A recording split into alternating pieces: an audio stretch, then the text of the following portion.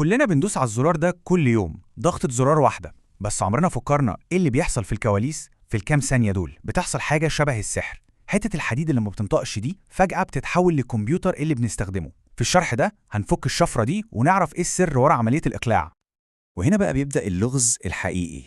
يعني فكروا فيها كده، لو الكمبيوتر محتاج سوفت وير عشان يفتح سوفت وير تاني، طب مين اللي بيشغل أول سوفت وير خالص؟ دي معضلة منطقية تحس إنها مستحيلة، بالظبط زي ما حد يحاول يرفع نفسه لفوق وهو بيشد في رباط جزمته. وحتى الاسم نفسه بوتينج ليه قصة. هو جاي من مصطلح اسمه بوتستراب لود، والفكرة بتاعته هي حرفياً إن الواحد يرفع نفسه لفوق برباط جزمته. طبعاً في الحقيقة ده شيء مستحيل تعمله، لكن في عالم الكمبيوتر المهندسين لقوا حل عبقري جداً عشان يخلوا المستحيل ده ممكن.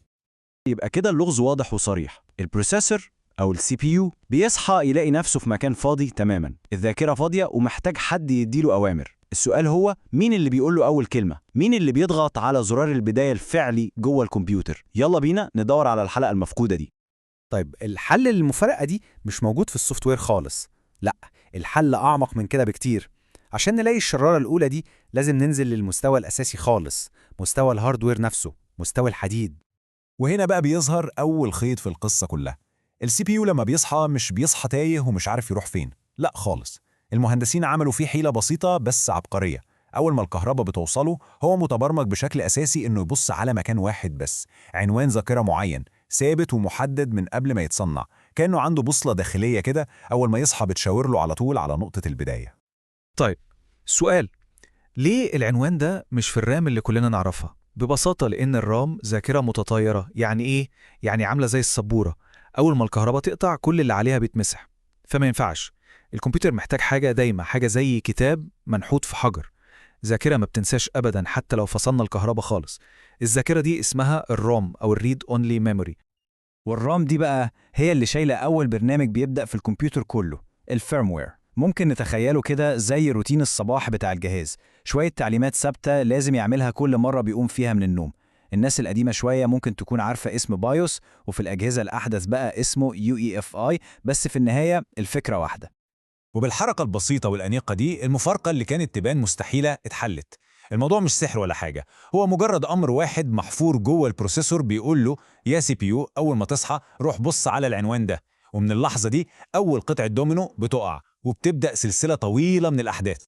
بس لحظة، مهمة الفيرموير ده صغيرة جدا. يعني هو مش بيحمل الويندوز أو نظام التشغيل كله، لا طبعا، مهمته أبسط من كده بكتير. هو كل اللي بيعمله إنه يولع أول عود كبريت، والعود ده هو اللي هيبدأ سلسلة كاملة من ردود الأفعال. ممكن نتخيل الموضوع كله على إنه سباق تتابع. الفيرموير هو أول متسابق في الفريق، هو مش هيكمل السباق للآخر، لا، كل مهمته إنه يجري مسافة صغيرة جدا ويسلم العصاية للمتسابق اللي بعده اللي هو أكبر وأقوى منه.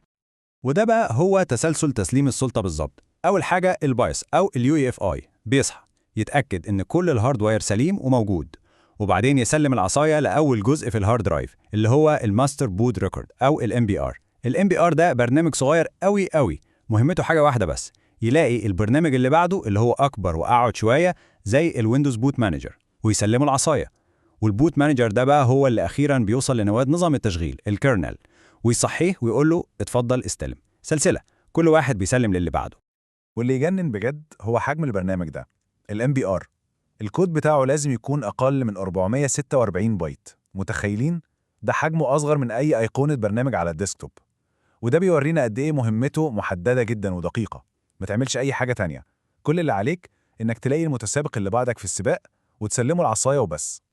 وأخيراً العصاية بتوصل لآخر وأهم متسابق في الفريق ده كله، نظام التشغيل نفسه. ومن اللحظة دي هو اللي بيستلم القيادة وبيمسك كل حاجة في إيده وبيفرض سيطرته الكاملة على الجهاز. وطبعا أول حاجة بيعملها أي حاكم جديد هي إنه يفرض النظام والقانون. نظام التشغيل بيعمل كده فوراً باستخدام مفهوم مهم جدا اسمه Protection Rings أو حلقات الحماية. دي ببساطة مستويات من الصلاحيات والسلطة، البروسيسور نفسه هو اللي بيفرضها عشان يضمن إن كل برنامج شغال على الجهاز يعرف حدوده كويس. أحسن تشبيه ليها هو القصر الملكي. نواة نظام التشغيل الكيرنل عايشة جوه القصر نفسه في رينج زيرو، ده الملك معاه كل المفاتيح ويقدر يوصل لأي مكان في أي وقت. أما بقى البرامج بتاعتنا العادية زي جوجل كروم أو أي لعبة، دول عايشين بره القصر في الساحة في رينج فري. لو محتاجين أي حاجة من الملك أو من جوه القصر ما ينفعش يدخلوا بنفسهم، لازم يقدموا طلب رسمي للحرس. والفصل ده، السور العالي ده بين رينج 0 ورينج 3، هو السبب الرئيسي إن أجهزتنا مستقرة. لما اللعبة بتهنج أو المتصفح بيعلق، هو فعليا بينهار جوه الساحة بتاعته في رينج 3، لكنه مستحيل يقدر يعدي السور ده ويوقع النظام كله. الملك اللي قاعد جوه القصر في رينج 0 بيفضل في أمان. طيب كل الكلام التقني المعقد ده إيه علاقته بالواقع اللي بنعيشه كل يوم مع أجهزتنا؟ الحقيقة لما نفهم السلسلة دي حاجات كتير قوي بتبدأ يبقى ليها معنى. يعني مثلا لما بنفتح جهاز عليه ويندوز ولينكس وتطلع قائمة نختار منها، القائمة دي بيعرضها البوت لودر اللي هو المتسابق رقم 3 في السلسلة بتاعتنا. طيب لما بنشغل الجهاز من فلاشة عشان نسطب ويندوز جديد، ده معناه إننا دخلنا على البايوس بنفسنا وقلنا له لو سمحت ابدأ السباق من الفلاشة المرة دي مش من الهارد ديسك. حتى السيف مود ده ببساطة إننا بنقول للبوت لودر يبلغ نظام التشغيل معلش ابدأ المرة دي بأقل الإمكانيات والأساسيات بس.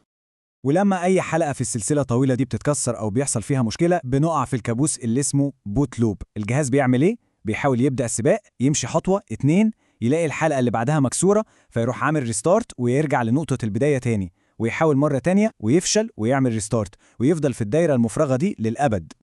والموضوع ده مش مجرد مشكلة بتحصل لجهاز أو 2، ده ممكن يبقى كارثة عالمية. وده اللي حصل فعلا في يوليو 2024 لما تحديث بسيط جدا من شركة أماني سبراني اسمها كراود سترايك كسر حلقة مهمة في سلسلة الإقلاع دي. النتيجة ملايين الأجهزة حوالين العالم دخلت في بوت لوب، مطارات وقفت، بنوك، شركات طيران، أنظمة حيوية بالكامل انهارت عشان بس حلقة صغيرة في السلسلة دي اتكسرت. وبكده تكون الدايرة اكتملت. المفارقة المستحيلة اللي بدأنا بيها بتاعت ازاي الجهاز بيرفع نفسه بنفسه اتحلت.